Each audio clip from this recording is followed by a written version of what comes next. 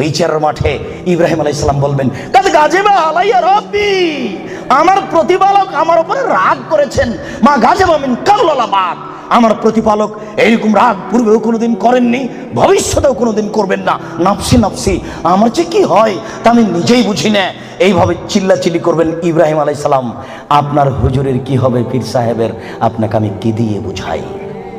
শুনুন, ওই সময়তে মোহাম্মদ সাল্লাল্লাহু আলাইহি সাল্লাম সিজদায় পড়বেন, তখন আল্লাহ বলবেন, ইরফা রাসাক সালতুতা আসফাতু সাফা, মোহাম্মদ মাথা উঠান, বলেন, যা বলবেন তাই মেনে নিব, যেই কথা বলবেন আমি সে কথা গ্রহণ করব। আপনি মাথা উঠান না, আপনি বলেন না আমাকে কি বলছেন, আমি আল্লাহ, আপনি যা বলবেন তাই মেনে নিব। এত বড় পাওয়ারফুল মানুষ একটু বলতে পারলেন না, যাও যাও তোমার বিচার হবে না, তোমার পাপ ক্ষমা হয়ে গেছে, যাও তোমার বিচার হবে না, এই কথা তিনি বলতে পারলেন না। এত বড় পাওয়ারফুল মানুষ, তিনি খালি বললেন, খালিদ তুমি একে গালি দিও না, এ এত তওবা করেছে, এরকম তওবা যদি বড় থেকে বড় পাপী করে তাহলে তার পাপকে ক্ষমা করা হবে খালিদ, তার মানে এর পাপ ক্ষমা হয়ে গেছে।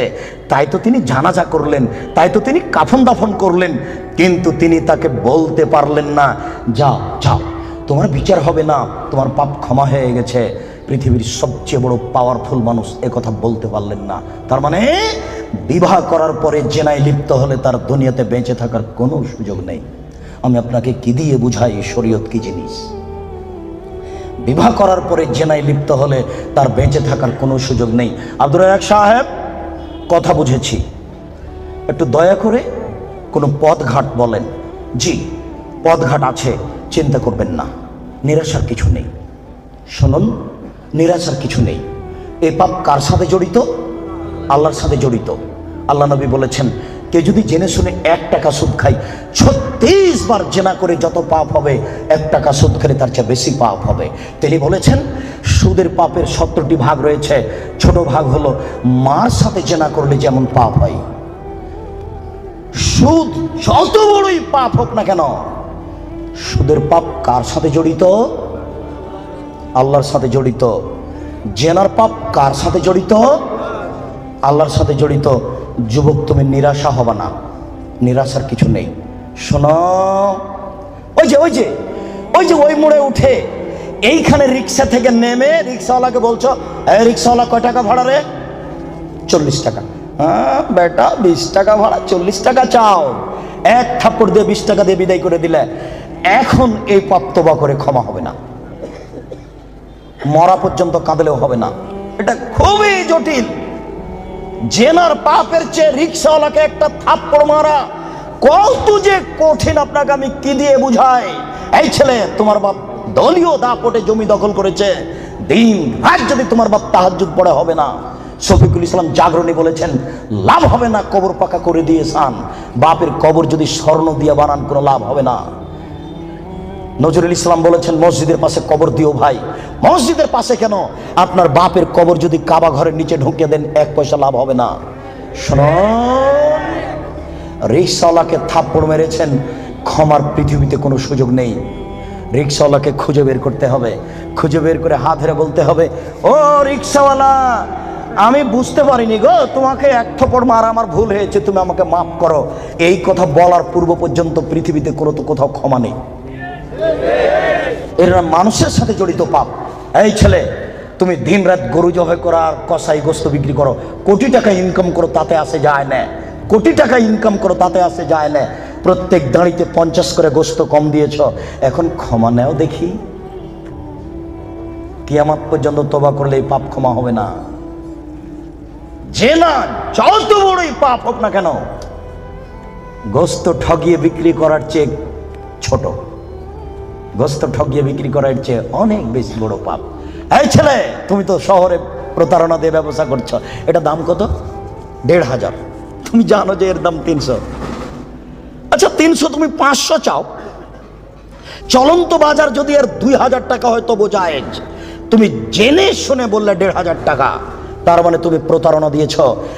একদিনে যদি কোটি টাকা ইনকাম হয় তবু তোমাকে একদিন ভিক্ষুক হতেই হবে। তুমি এইভাবে ব্যবসা কোনোদিন সফলতা অর্জন করতে পারবে না। শুনুন, ডবল দাম নেওয়া যায়, প্রমাণ 10 গুণ দাম নেওয়া যায় যদি চলন্ত বাজার সেটা হয়। প্রমাণ আল্লাহ রসুল বলেন, আনাস এই যে 1 টাকা নাও, ছাগল কিনে নিয়ে আসো। আনাস বাজারে গিয়ে 1 টাকা দিয়ে ছাগল কিনে আরেক জায়গাতে 2 টাকায় বিক্রি করেছেন। 2 টাকা দিয়ে বিক্রি করে আবার 1 টাকা দিয়ে একটা ছাগল কিনেছেন আর 1 টাকা নিয়ে চলে এসেছেন। আল্লাহ রসুল এনেন একটা ছাগল আর 1 টাকা। আনাস কি ব্যাপার, তোমাকে যে আমি টাকা দিয়েছি একটা ছাগল কেনার জন্য, তো টাকাও দিচ্ছ ছাগলও যে দিচ্ছ। আল্লাহ রসুল, আমি বাজারে একটা ছাগল কিনে ওকে 2 টাকায় বিক্রি করেছি, তারপরে 1 টাকা দিয়ে আরেকটা ছাগল কিনেছি আর 1 টাকা ফিরে নিয়ে এসেছে। আচ্ছা আচ্ছা, বারাকাল্লাহু ফি তিজারাতিক, আল্লাহ তোমার ব্যবসাতে বরকত দান করুক। কি বুঝলেন? ডবল দামে বিক্রি করেছে। ঢাকার ওই পারে যদি 1 টাকা বড় 600 টাকা গজ হয় আর এই পারে যদি 1200 টাকা গজ হয় তবুও জায়েজ। হোমিও ডাক্তার আমাকে বলছে, আব্দুর রাজাক সাহেব, মাত্র এই বোতলে 10 টাকার ওষুধ আছে, আমি এখান থেকে 1 ফোঁটা ওষুধ দিয়ে 3000 টাকা নিই, যদি টাকা কম নিই তাহলে তার ভরসা কমে যাবে। একদিন পরে আবার এসেছে, এসে বলছে ওষুধ দেন। কি করি, আমিও নিরুপায়। তখন এমনি পানি দিয়েছি, কিচ্ছু না, পানি দিয়েছি, দিয়ে 500 টাকা নিয়েছি। যদি 50 টাকা নিই তাহলে সে মনে মনে বলবে আমাকে কোনো ওষুধ দিল না, আমি কি করব? তখন আমি বললাম, ব্যবসা করো, প্রতারণা দিও না। চলন্ত বাজার যদি 1500 টাকা হয় তাহলে নেও, অথবা 500 টাকা নেও, ওই সময় 200 টাকা নিও। তুমি বুঝতে পারছো এটা প্রতারণা, এমন কিছু করো না, জেনার চেয়ে এটা অনেক অনেক অনেক জটিল। সম্মানিত উপস্থিতি, এই ছেলেরা, তোমাকে আশ্বস্ত করছি, নিরাশা হয় না। তবে আমি তোমাকে বলেছি, এখান থেকে উঠার আগে মোবাইলে যেন আর কোনো মেয়ের নাম্বার না থাকে। এবার শোনো, তুমি যদি আজকে মোবাইলের সব নাম্বার কেটে দিতে পারো আর তুমি যদি বলতে পারো আমি জিন্দেগিতে আর কোনোদিন কোনো মেয়ের সাথে কথা বলবো না, তাহলে তুমি যে কোনো বিপদ থেকে বেঁচে যাবা। আমি আলোচনার শেষের দিকে আসছি। সম্মানিত উপস্থিতি, জি, আপনারা ধৈর্য ধারণ করুন। 2 জন ইসলাম গ্রহণের অপেক্ষায় আছে, আমাদের হাত রেখে ইসলাম গ্রহণ করে আমরা তাড়াতাড়ি শেষের দিকে চলে এসেছি।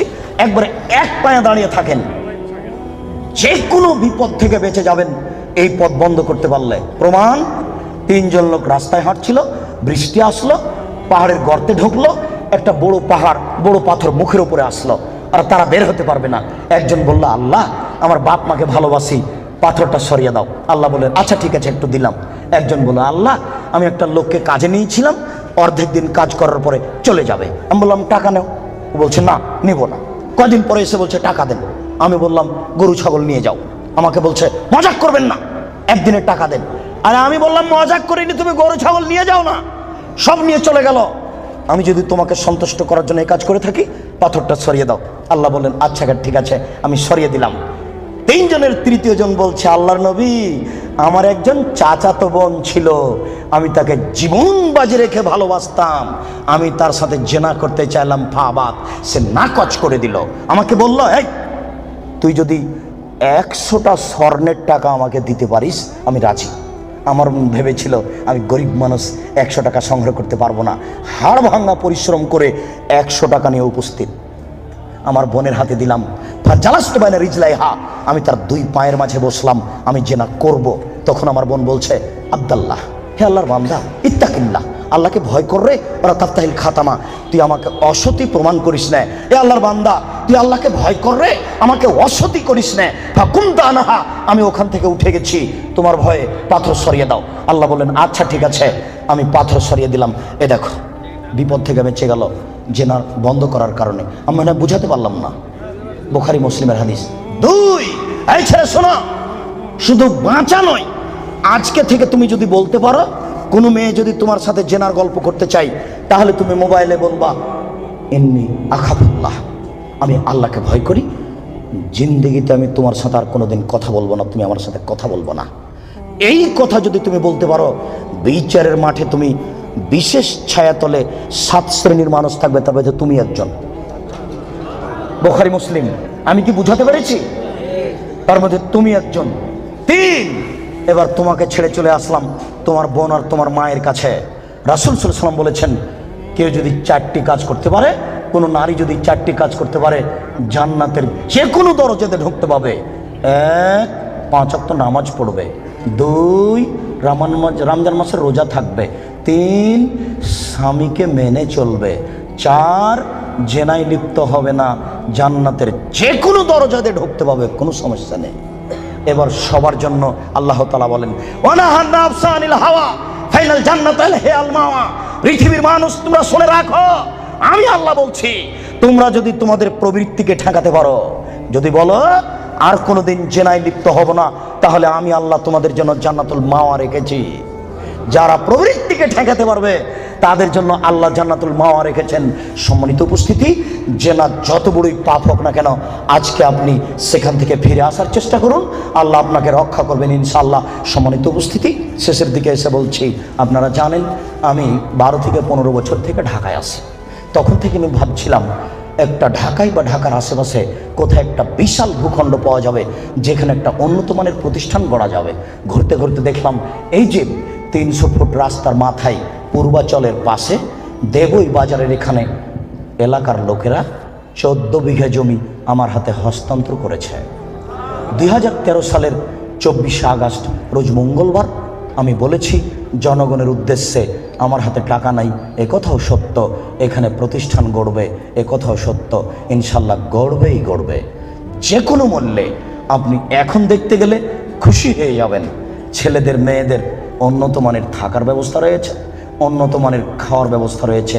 ভর্তির তারিখ 2রা জানুয়ারি রোজ শনিবার। ছেলেদের মেয়েদের উন্নত মানের থাকার ব্যবস্থা রয়েছে, উন্নত মানের খাওয়ার ব্যবস্থা রয়েছে। কোটি টাকা লাগে না, লক্ষ টাকা লাগে না। অত টাকা খরচ করে কি করবেন? 1 to 0 পড়িয়ে ওখানে ছেলে মেয়ে নিয়ে যান। আপনি প্রতিষ্ঠানকে মূল্যায়ন করুন। মর্মে আমার প্রথম কথা, একটু আল্লাহকে বলবেন, আল্লাহ আব্দুর রাজাক সাহেব যে পদক্ষেপ নিয়েছে এটা তুমি কবুল করো আল্লাহ। এরপর আমাকে পরামর্শ দিবেন, আমি আপনার পরামর্শ মূল্যায়ন করব। আমি চাচ্ছি এখানে ছেলেরা বাংলা, ইংরেজি, আরবি উন্নত মানের শিক্ষা অর্জন করে অন্যায়ের বিরুদ্ধে লড়বে, মুখে কলমে মিটিয়েই ইনশাল্লাহ তারা লড়বেই লড়বে, সময়ের ব্যবধান। এরপরে আপনাকে যেটা বলেছি, আল্লাহর নবীর চলেনি টাকা ছাড়া, আমার চলবে টাকা ছাড়া, এই কথা আমি মনে করি না। যার যতটুকু সম্ভব এখানে ব্যয়বহুল খরচের প্রতিষ্ঠান নির্মাণ কাজ চলছে। ছেলেদের মেয়েদের পৃথক পৃথক আবাসিক ব্যবস্থা, মসজিদের পরিকল্পনা এবং শিক্ষক আবাস সব মিলেই অনেক বড় কাজ চলছে। আমি বিশ্বাস করি পতিতালয়ের মহিলা যদি কুকুরকে পানি পান করে জান্নাত যেতে পারে, আপনি যদি এখানে টাকা দিয়ে অংশগ্রহণ করেন আপনিও জান্নাত পাবেন ইনশাল্লাহ, এতে আমি বিশ্বাসী। এই প্রতিষ্ঠানকে মূল্যায়ন করুন। শেষের কথাটি, আমরা চিরদিন থাকবো না এই কথাই ঠিক। আমার কাছে বিদ্যা নেই, এরপরেও ভাঙাচোরা বিদ্যা দিয়ে এই বই পুস্তকগুলি লেখার চেষ্টা করি। কে বড় ক্ষতিগ্রস্ত, কে বড় লাভবান, আদর্শ পরিবার, আদর্শ নারী, অনেক বই আছে। আর দোয়ার আলোচনা আছে, বিস্তারিত দোয়া কোথায় কি পড়তে হবে, সব বইগুলি স্টেজ থেকে সংগ্রহ করবেন। সকল দিনই ভাই বোনকে বইগুলি স্টেজ থেকে সংগ্রহ করার অনুরোধ রেখে আল্লাহকে বলছি, আল্লাহ আমাদের যারা মারা গেছে তুমি তাদের কবরের শাস্তি মাফ করো। আমরা যারা অসুস্থ তুমি তাদের আরোগ্য দান করো। আমরা যারা বেঁচে আছি তুমি তাদেরকে তোমার রাসূলের পদ্ধতি অনুযায়ী চলার তৌফিক দান করো।